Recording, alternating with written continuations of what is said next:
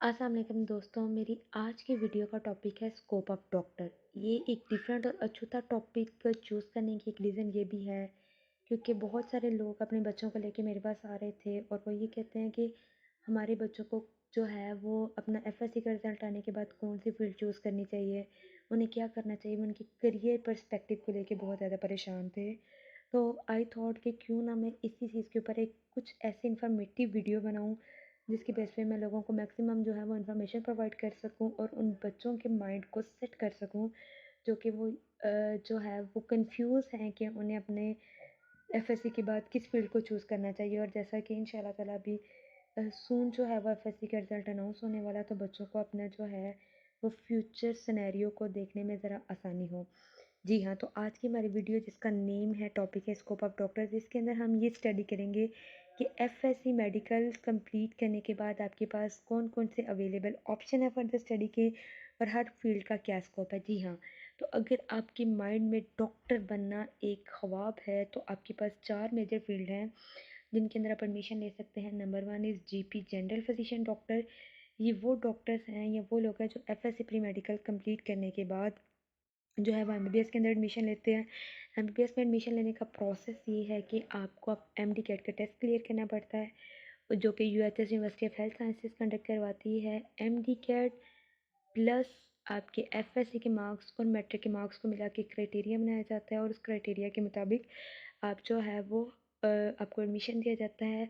जो minimum closing merit हमारे पास आता है वो राउंड अबाउट 92-94% तक आ रहा है पिछले काफ़ी सालों से। उसके बाद हमारे पास दूसरी मेजर फील्ड आता है जिसे हम कहते हैं आरपीएच डॉक्टर या फार्मासिस्ट डॉक्टर्स। आरपीएच डॉक्टर या फार्मासिस्ट डॉक्टर्स जो हैं ये वो लोग हैं जो एफएससी प्री मेडिकल करने के बाद डॉक्टर ऑफ फार्मेसी के अंदर एडमिशन लेते हैं। इसमें कुछ यूनिवर्सिटीज़ ने प्रॉपर एक एडमिशन टेस्ट रखा है और एडमिशन टेस्ट के मेरिट को बेस बना के जो है वो आगे एडमिशन दिया जाता है। अदरवाइज़ इसमें अप्लाई करने के लिए ही आपके मिनिमम जो है वो 60% मार्क्स होने चाहिए जो है एफएससी प्री मेडिकल के अंदर। 5 इयर्स कंप्लीट करने के बाद आप एक कौंसल से रजिस्टर्ड होता है जिसे हम पाकिस्तान फार्मेसी कौंसल कहते हैं और आपको पाकिस्तान फार्मेसी कौंसल की तरफ से एक लाइसेंस इशू किया जाता है जिसकी बेस पे आप डॉक्टर ऑफ फार्मेसी को जो है वो के तौर पर फार्मासिस्ट डॉक्टर के तौर पर आप प्रैक्टिस कर सकते हैं। अपने जो भी आपका स्कोप उसका प्रिविलेज ले सकते हैं। थर्ड वन हमारे फील्ड जो हमारे पास आती है डॉक्टर्स की, दैट इज़ डेंटिस्ट। ठीक है, डेंटिस्ट ही वो लोग हैं जो एफएससी करने के बाद बीडीएस के अंदर एडमिशन लेते हैं। बीडीएस में भी एडमिशन का सेम क्राइटेरिया है, प्रोसेस है जैसे कि एमबीबीएस के अंदर एडमिशन का। Fourth one is one of major field PT doctor या फिजियोथेरापिस्ट डॉक्टर। स्टिल पाकिस्तान के अंदर फिजियोथेरापिस्ट डॉक्टर के बारे में बहुत ज़्यादा अवेयरनेस मौजूद नहीं है, but I must say that ये बहुत ज़्यादा इनोवेटिव, बहुत ज़्यादा हेल्पिंग और बहुत ही ज़्यादा वैल्यूएबल फील्ड है। हम इंशाल्लाह ताला जो है हर फील्ड के ऊपर एक बहुत डिटेल के अंदर एक न्यू वीडियो के अंदर डिस्कस करेंगे। डॉक्टर्स के अलावा एफएससी प्री मेडिकल के बाद आपके पास बहुत सारी मेडिकल की फील्ड आती हैं जिन्हें हम 4 इयर्स जो है प्रोग्राम्स भी कहते हैं। सॉरी, यहाँ पे 4 इयर्स प्रोग्राम जो है वो थोड़ा सा अपने फ़ॉन्ट साइज से बाहर चला गया है। जी हाँ, तो हमारे पास मेजर फील्ड जो हैं जो ऑलमोस्ट मैक्सिमम यूनिवर्सिटीज़ प्रोवाइड करते हैं। Number 1 is MLT, medical lab technologies, यानी जो लेबॉर्ट्री का सारा प्रोसेस है उसमें उसको या उसके बारे में जितना भी नॉलेज है वो एमएलटी डॉक्टर्स के पास होता है। इनके पास इनके साथ असिस्टेंट हैं जो कि लैब्स को रन करते हैं और उन पे काम करते हैं। एमएलटी पर्सन के पास ही अथॉरिटी है, वो प्रॉपर किसी लैब के अंदर एज अ लैब टेक्नोलॉजिस्ट काम कर सकता है। Second major field is DNDS, diet and nutrition sciences, doctor of nutrition and diet sciences, यानी जिसे हम आम तौर पे माहिर ग़िज़ायात कहते हैं। ऑलमोस्ट मैक्सिमम यूनिवर्सिटीज़ डीएनडीएस करवा रही हैं। कुछ यूनिवर्सिटीज़ 5 ईयर का प्रोग्राम करवाती हैं, कुछ यूनिवर्सिटीज़ 4 इयर्स का प्रोग्राम करवाती हैं। आई मस्ट से दैट ये अपनी नॉलेज के लिए, अपनी हेल्थ को मेंटेन करने के लिए बहुत ज़्यादा ज़रूरी है। अब्रॉड के अंदर इसका बहुत ही ज़्यादा स्कोप है डीएनडीएस का। पाकिस्तान के अंदर मैनी जो डिजीज़ हैं, मेजर डिजीज़ की मैनेजमेंट में डीएनडीएस का बहुत ज़्यादा रोल आता है। हमारे पास जो है वो कैंसर वगैरह के पेशेंट को या डाइट कंप्रोमाइज़ पेशेंट को, माल नरिश पेशेंट को, डायबिटीज़ के पेशेंट को, हाइपरटेंशन के पेशेंट को ट्रीट करने के लिए प्रॉपर एक डाइट चार्ट प्रोवाइड किया जाता है। उनकी डाइट को मेंटेन किया जाता है। वो सारा काम डीएनडीएस डॉक्टर्स का होता है अब्रॉड के अंदर, तो इसका इससे भी ज़्यादा स्कोप है। और मैक्सिमम से मैक्सिमम, इवन अगर किसी ने डाइट भी करनी है, जो कि हम यहाँ पे वैसे ही स्टार्ट कर देते हैं, उसके लिए वो प्रॉपर अपने डाइटिशियन से मिलते हैं और डाइटिशियन ने डाइट चार्ट बना कर देते हैं, जिसको फॉलो करके वो मैक्सिमम बेनिफिट्स हासिल कर सकते हैं। Third one is major field is RIT, radio imaging technologies. जो भी हमारे एक्सरे, सिटी स्कैन और इस तरह की मैक्सिमम टेस्ट वगैरह और डीप स्टडीज़ हैं, उनके एक्सपर्ट को हम RIT एक्सपर्ट कहते हैं। Optometry, aesthetics and anaesthetics, sorry aesthetics की स्पेलिंग यहाँ पे गलत है। ये 3 नोवल इनोवेटिव फील्ड्स हैं।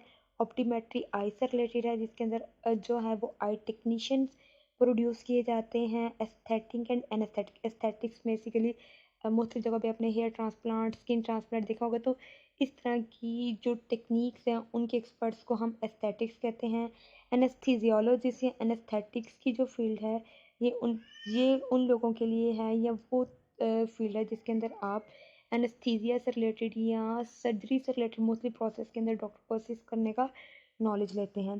स्पीच थेरेपिस्ट पाकिस्तान के अंदर जो है फिजियोथेरेपिस्ट ही आगे स्पीच थेरेपी के अंदर स्पेशलाइजेशन कर लेते हैं, लेकिन अब्रॉड के अंदर स्पीच थेरेपी को एक अलग फील्ड कंसीडर की जाती है। हमारी आज भी एक थॉट है कि एक बच्चा जो पैदाइश के तौर वक़्त नहीं बोल सका, तो इसका मतलब है उसको सारी ज़िंदगी बोलना नहीं आता। लेकिन जो स्पीच थेरेपिस्ट हैं, they know the techniques how to make the person to speak, यानी कि स्पीच थेरेपिस्ट वो लोग हैं जो बहुत आसानी से ना बोलने वाले लोगों को बोलना सिखा सकते हैं। इसके अलावा जिन लोगों की बोलने की जो कैपेसिटी है वो थोड़ी डिस्टर्ब है या लुकनत का शिकार है, उनके लिए भी स्पीच थेरेपी की जो है वो सहूलत मुहैया की जाती है। अब्रॉड के अंदर भी स्पीच थेरेपिस्ट का बहुत ज़्यादा स्कोप है। बायोमेडिकल इंजीनियरिंग ये वो फील्ड है जहाँ पे बहुत ज़्यादा जो है वो रिसर्च का काम किया जाता है, और बेसिकली जो है वो बायोमेडिकल इंजीनियरिंग फील्ड के पर्सनस जो हैं वो मुख्तलिफ टेक्नोलॉजी को इस्तेमाल करके ह्यूमन बेस्ड मेडिसिन बना रहे हैं, जिसकी वजह से हम टारगेटेड बेस्ड जो है वो डिजीज़ की ट्रीटमेंट करने में कामयाब हो रहे हैं। Cardiac perfusion is a new technique जिसके ऊपर अभी जो है वो वर्कआउट किया जा रहा है। पाकिस्तान के अंदर अप्रॉक्सीमेटली 1 और 2 हॉस्पिटल्स हैं जो कार्डियक परफ्यूजन के ऊपर डिप्लोमा करवा रहे हैं, और ये बेसिकली हार्ट सर्जरी से रिलेटेड और उसकी डीप एंटाइटिस को जानने से रिलेटेड एक जो है वो फील्ड है। हाँ जी हाँ, इसके अलावा हमारे पास एक बहुत मेजर फील्ड आती है नर्सिंग। हाँ, पाकिस्तान के अंदर नर्सिंग का जो है एक बहुत ज़्यादा स्कोप है, क्योंकि आज से बहुत साल पहले सिर्फ़ और सिर्फ नर्सिंग का डिप्लोमा करवाया जाता था, फिर उस डिप्लोमा को BSc नर्सिंग के अंदर कन्वर्ट किया गया। But as Pakistan is adopting the health care system of developed countries, जैसा कि तुर्की हो गया, USA हो गया, तो हमारे मुल्क के अंदर उसके जो हेल्थ केयर सिस्टम को फॉलो किया जा रहा है। तो अब नर्सिंग की फ़ील्ड को 4 ईयर्स की प्रोग्राम BS नर्सिंग के अंदर कन्वर्ट किया जा रहा है। BS नर्सिंग में एडमिशन लेने के लिए भी आपको लॉन्ग टर्म जो है लॉन्ग प्रोसेस से गुजरना पड़ता है, प्रॉपर टेस्ट वगैरह दे के, तो एक जो है वो मेरिट बेस्ड एडमिशन मिलता है। गवर्नमेंट हॉस्पिटल्स या गवर्नमेंट इंस्टीट्यूट्स के अंदर, प्राइवेट इंस्टीट्यूट के अंदर एडमिशन लेना फिर भी थोड़ा आसान है। नर्सिंग में भी एडमिशन के लिए आपके पास जो है वो 50% प्लस मार्क्स होने चाहिए।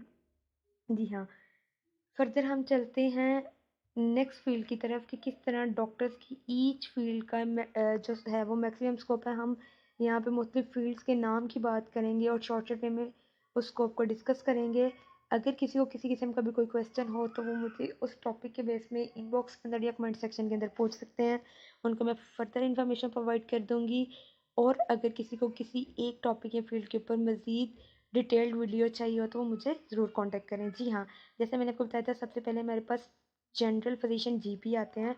इन तो हम अब आज फिजिशियन स्कोप की भी बात करेंगे। जितने भी लोग MBBS करते हैं, MBBS कंप्लीट करने के फौरी बाद वो हाउस ऑफिसर यानी HO कहलाते हैं। अगर आपने जो है वो स्पेशलाइजेशन की तरफ जाना तो आपको मिनिमम 3 to 5 ईयर्स की जो है वो स्टडी करनी पड़ेगी, और तब ही आप स्पेशलिस्ट डॉक्टर कहला सकते हैं, otherwise you are just a house officer. और अगर हम जो है अब्रॉड की बात करें तो देयर इज़ अ मिस है कि पाकिस्तान की जो MBBS की डिग्री है उसको आउटसाइड द कंट्री इतनी वर्थ नहीं दी जाती।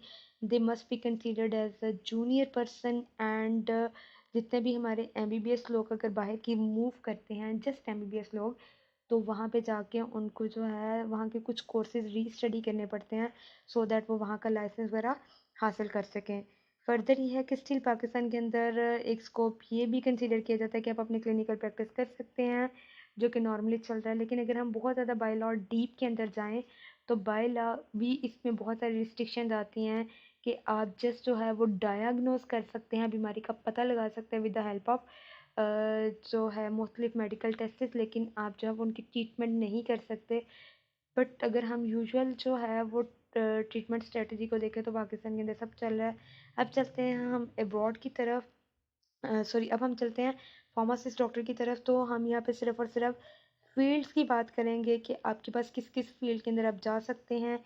फर्दर हम फील्ड्स को डिटेल के अंदर जिस फील्ड का आपको सिनेरियो चाहिए होगा आप मुझसे डिस्कस कर सकते हैं, हम उस फील्ड को मज़ीद डिटेल में स्टडी करेंगे।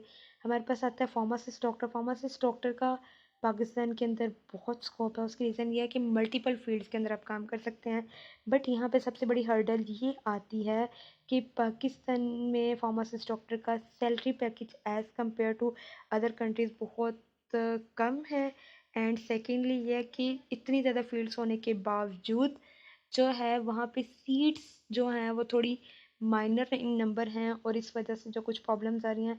But as the time is passing इसके ऊपर बहुत ज़्यादा काम किया जा रहा है। खैर हम चलते हैं फील्ड्स की तरफ। तो सबसे पहले और मेजर फील्ड है रिटेल सेटअप, जिसके अंदर आप अपनी फार्मेसी जो है वो ओपन कर सकते हैं, और फार्मेसी ओपन करने के अलावा जो है आप उसके ऊपर माइनर एलिमेंट की ट्रीटमेंट की तरफ मूव कर सकते हैं। Second field is your academia. Academia field as we know that कि जो है आपके पास स्कोप है कि आप चल सकते हैं towards the professor level, lecturer, assistant, associate professor and then professor. Third one is your marketing field. Marketing field बहुत ज़्यादा जो है वो कॉमन है, जिसको लोग जो है वो चूज़ करते हैं। मार्केटिंग फील्ड में एक आपके पास ये भी चीज़ आती है कि जो है आप टारगेट बेस आपको काम मिलता है और आप बहुत ज़्यादा अर्न कर सकते हैं। न्यूक्लियर फार्मास्यूटिकल, या हम इसको रेडियो फार्मास्यूटिकल फील्ड भी कहते हैं, ये अभी डेवलपिंग स्टेज के अंदर है। एटॉमिक एनर्जी कमीशन या मुख्तलिफ जो है वो कैंसर हॉस्पिटल्स रेडिएशन वगैरह या रेडिएशन बेस्ड मेडिसिन के ऊपर काम करें, और उनको हैंडल करने के लिए उनकी ट्रीटमेंट डोज वगैरह मेंटेनेंस करने के लिए जो भी फार्मासिस्ट हैं दैट आर न्यूक्लियर फार्मासिस्ट। और पाकिस्तान के अंदर ये कि डेवलपिंग स्टेज के अंदर है, अब्रॉड के अंदर बहुत ज़्यादा डेवलप कर चुकी है। नेक्स्ट हम मूव करते हैं the base and core scope that is pharmaceutical industry. एक इंडस्ट्री के अंदर सैकड़ों की मिकदार में फार्मासिस्ट होता है। यहाँ पे सिर्फ प्रॉब्लम या ब्लॉकेज ये आती है फार्मास्यूटिकल इंडस्ट्री के अंदर कि स्टार्टिंग पे सैलरी पैकेज कम और टाइम ड्यूरेशन ज़्यादा होने की वजह से फीमेल इसको कंटिन्यू नहीं कर पाती है और मेल इसको हेक्टिक कंसीडर करते हैं। लेकिन ये लर्निंग के हिसाब से this one is the best field. यहाँ पे बहुत कुछ लर्न कर सकते हैं। अब मेन की तरफ चीज़ की तरफ हम चलते हैं, डिजीज़ मैनेजमेंट। डिज़ीज़ दो तरह की उसकी ट्रीटमेंट है। एक होता है उसको क्योर करना, दूसरा होता है मैनेज करना। बहुत सारी ऐसी डिजीज़ हैं जिनको हम मुकम्मल तौर पर जड़ से ख़त्म कर सकते हैं। जैसे हमारे पास आ गया कोई बैक्टीरियल इन्फेक्शन, नज़ला, खांसी, ज़ुकाम, सर दर्द, कोई जो है वो सेप्सिस वगैरह हो गया, चोट लग गई, इसे हम कहते हैं डिज़ीज़ को क्योर करना, ट्रीट करना। कुछ बीमारियां ऐसी हैं जो कभी भी ज़िंदगी में मुकम्मल ठीक नहीं हो सकती, उसमें आपको लॉन्ग टर्म मेडिसिन लेनी पड़ती है और आपको अपनी डाइट सेट रखनी पड़ती है ताकि आप उसको वर्स होने से बचा सकें। और एक टर्म यूज़ की जाती है क्वालिटी ऑफ लाइफ, यानी आप अपनी ज़िंदगी को बेहतर बना सकें। तो ऐसी बीमारियों को टैकल करना, उसमें मेडिसिन की डोज को एडजस्ट करना, साइड इफ़ेक्ट को कम करना और पेशेंट की लाइफ को ईज़ करना जो है वो डिज़ीज़ मैनेजमेंट कहलाता है। जैसे कि डायबिटीज़ के पेशेंट हो गए, हाइपरटेंशन के पेशेंट हो गए, कैंसर के पेशेंट हो गए, आर्थराइटिस के पेशेंट हो गए, इसके अलावा जो है इम्यूनो कम्प्रोमाइज्ड पेशेंट हो गए, लीवर डिजीज़ के पेशेंट हो गए, हार्ट के पेशेंट हो गए। तो इन सब बीमारियों को हम मुकम्मल तौर पे ट्रीट कभी नहीं कर सकते, अलबत्ता हम इनको मैनेज कर सकते हैं, और disease management is the sole right of pharmacist. जी हाँ, तो हम मूव करते हैं नेक्स्ट फील्ड की तरफ। And the next one is your DRAP drug regulatory authority Pakistan. Pakistan के अंदर ये एक ऐसी अथॉरिटी जो मेडिसिन और उससे रिलेटेड तमाम रूल्स को बनाती है, उसके यूसेज को, उसके लॉ एंड रेगुलेशंस को, उसकी इम्पोर्ट एक्सपोर्ट को जो है वो मेंटेन करती है। Next one is cosmeceutical and nutraceutical.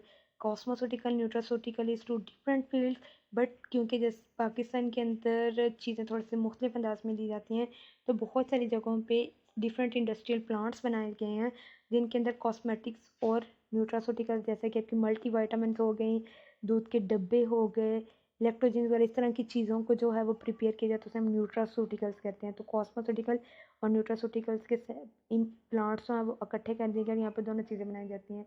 अब कॉस्मेटिकल में कॉस्मेटिक्स तो आती है, ये भी दो तरह के होते हैं, एक मेडिकेटेड एक नॉन मेडिकेटेड। मेडिकेटेड मीन्स कि ऐसी कॉस्मेटिक्स जो आप मोस्टली प्रॉब्लम्स को ट्रीट करने के लिए भी यूज़ कर सकते हैं, जैसे एक्ने वगैरह। इसके अंदर मेडिसिनल एजेंट मौजूद होते हैं, और जो नॉन मेडिकेटेड होते हैं वो जस्ट आपकी जो है वो ब्यूटी पर्पज़ या स्किन मेंटेनेंस पर्पज़ के लिए यूज़ होती हैं, ठीक है। तो कॉस्मेटिकल एंड न्यूट्रास्यूटिकल इंडस्ट्री के अंदर भी मेजर अप होल्ड जो है वो फार्मासिस्ट डॉक्टर का है कि इनकी जो है मैन्युफैक्चरिंग, मार्केटिंग, इनकी स्टोरेज, हर चीज़ को मेंटेन रखने के लिए detail drug testing laboratories Pakistan के अंदर एक इनोवेटिव जो है वो टेक्नोलॉजी थी। आज इनोवेटिव फील्ड थी। आज से कुछ साल पहले जो है पाकिस्तान के अंदर इसको लॉन्च किया गया था। यहाँ पे ड्रग टेस्टिंग, केमिकल टेस्टिंग के ऊपर, ताकि जो रॉन्ग यूज़ है या स्पूरियस ड्रग्स मार्केट के अंदर है, मेडिसिन है, उनके यूसेज को प्रिवेंट किया जा सके और लोगों को मैक्सिमम बेस्ट सर्विसेज दी जा सके। ये गवर्नमेंट अथॉरिटी है और इसके अंदर बहुत सारे फार्मासिस्ट हायर किए जाते हैं, उनको अच्छा सैलरी पैकेज भी प्रोवाइड किया जाता है। R&D research and development departments Pakistan के अंदर तो R&D डिपार्टमेंट्स जो हैं वो इंडस्ट्रियल सेक्टर के साथ कोलैबोरेशन में है। अब्रॉड के कंट्रीज़ की अगर बात करें तो वहाँ पे सेपरेट R&D जो है वो डिपार्टमेंट, इंस्टीट्यूशनल R&D डिपार्टमेंट्स और इंडस्ट्रियल R&D डिपार्टमेंट मैक्स जो है मिनिमम, इनको हम 3 फील्ड्स के अंदर डिवाइड करते हैं। जो R&D डिपार्टमेंट है इसके अंदर मुख्तलिफ चीज़ों के ऊपर रिसर्च की जाती है और उस रिसर्च की बेस पे इनोवेटिव जो है वो टेक्निक्स को मार्केट में लेके आया जाता है। इसके बाद हम चलते हैं हॉस्पिटल फार्मासिस्ट, जो कि मेजर फील्ड है। हॉस्पिटल के अंदर फार्मासिस्ट की स्कोप दो तरह का है। फार्मासिस्ट में के स्कोप को हम 2 डिफरेंट फील्ड्स के अंदर डिवाइड करते हैं। एक होते हैं क्लिनिकल फार्मासिस्ट जो डायरेक्ट पेशेंट ओरिएंटेड सर्विसेज देते हैं, जिसमें पेशेंट की डिजीज़ को मैनेज करना, उनकी ट्रीटमेंट में डोज ना, उनके साइड इफ़ेक्ट को प्रिवेंट करना और उनकी ट्रीटमेंट को मैक्सिमम एफिकेसी के साथ जो है वो प्रोवाइड करना होता है। सेकंड वन इज़ योर जो है वो डिपार्टमेंटल सर्विसेज, जिसमें hospital management, drug stock management and other accessories की मैनेजमेंट आती है। अगर आपको इसमें से कुछ भी इंफॉर्मेशन चाहिए होगी तो हम इसके ऊपर मज़ीद डिटेल जो है वो स्टडी कर लेंगे और कुछ ना कुछ न्यू व्लॉग्स बना लेंगे। अब हम चलते हैं गवर्नमेंट ऑर्गेनाइजेशन, तो हेल्थ डिपार्टमेंट जैसे डिस्ट्रिक्ट क्वालिटी कंट्रोल बोर्ड हो गए, हेल्थ सेक्टर हो गया, ड्रग इंस्पेक्टर्स हो गए, ये मुख्तलिफ गवर्नमेंट ऑर्गेनाइजेशन है जहाँ पे फार्मासिस्ट जो है वो परमानेंट स्कोप पे या फील्ड के अंदर आते हैं। लेकिन प्रॉब्लम जैसे ये आती है कि इनकी नंबर ऑफ़ सीट्स कम है। फिर इसके बाद हम चलते हैं फार्माको विजिलेंस सेंटर की तरफ। पाकिस्तान के अंदर फार्माको विजिलेंस सेंटर के ऊपर ना होने के बराबर काम हुआ है। ब्रॉड के अंदर ये प्रॉपरली डेवलप्ड सेंटर्स हैं और अब ये मज़ीद जो है वो इनोवेशन की तरफ जा रहे हैं। बेसिकली सिंपल वर्ड में फार्माको विजिलेंस सेंटर वो सेंटर्स हैं जहाँ पे हम स्टडी करते हैं हमारी सोसाइटी के अंदर जो है वो कौन सी बीमारी, कौन सी मेडिसिन के साइड इफ़ेक्ट या हार्मफुल इफ़ेक्ट्स चल रहे हैं, या कौन सी हमारी डिजीज़ स्टडी हो रही है, जिसे हम सिंपली एपिडेमियोलॉजिकल स्टडी भी कह सकते थे।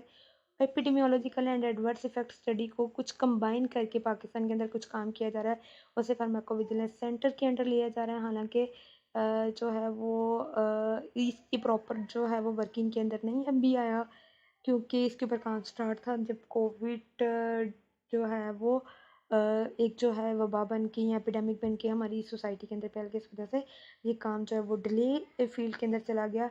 अदर भी बहुत सारी फील्ड्स हैं, जैसा कि आपके पास आ जाते हैं रेडियो फार्मास्यूटिकल्स आ जाती हैं, इसके अलावा आपके पास आ जाती हैं होम बेस्ड सर्विसेज, तो हम उस पर भी काम कर सकते हैं।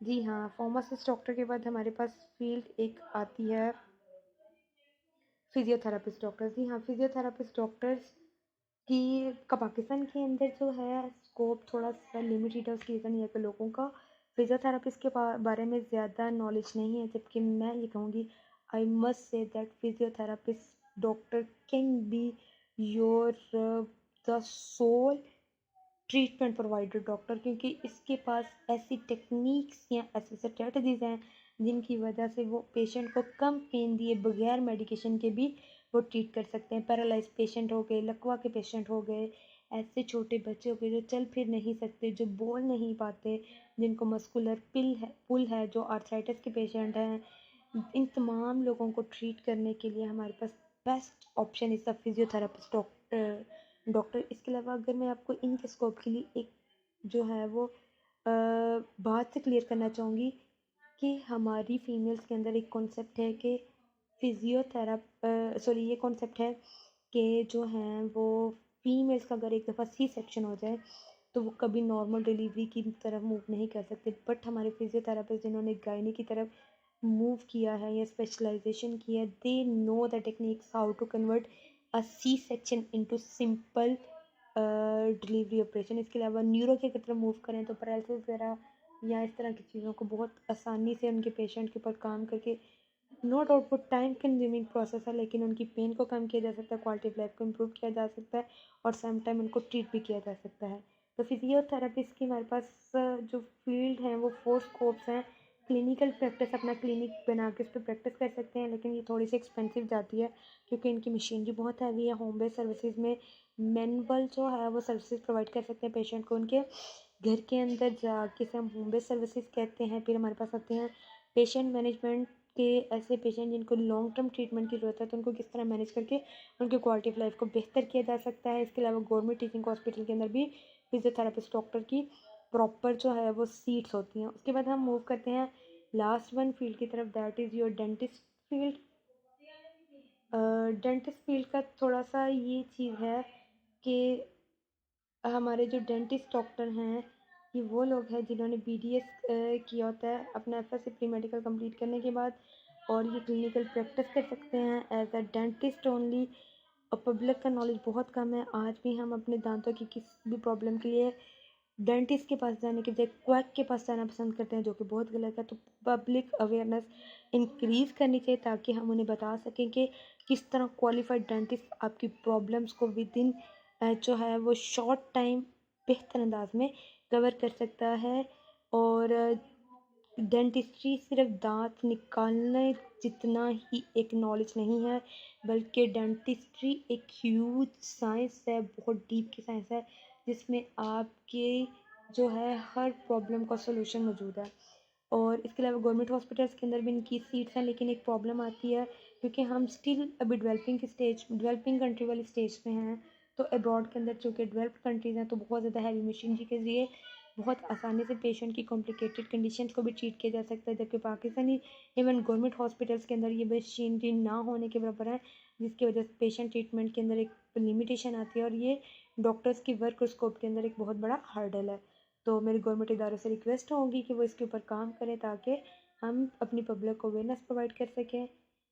आज की वीडियो में अगर आपका कोई भी क्वेश्चन है तो आप कमेंट सेक्शन में मुझसे पूछ सकते हैं, और आप मुझसे कमेंट सेक्शन में पूछ सकते हैं। और अगर आपको किसी भी टॉपिक के मज़ीद डिटेल चाहिए तो आप जो है वो मुझे कांटेक्ट कर सकते हैं। Thank you so much for your time, thank you so much, and don't forget to like and subscribe your channel Mediquest. Thank you once again, thank you.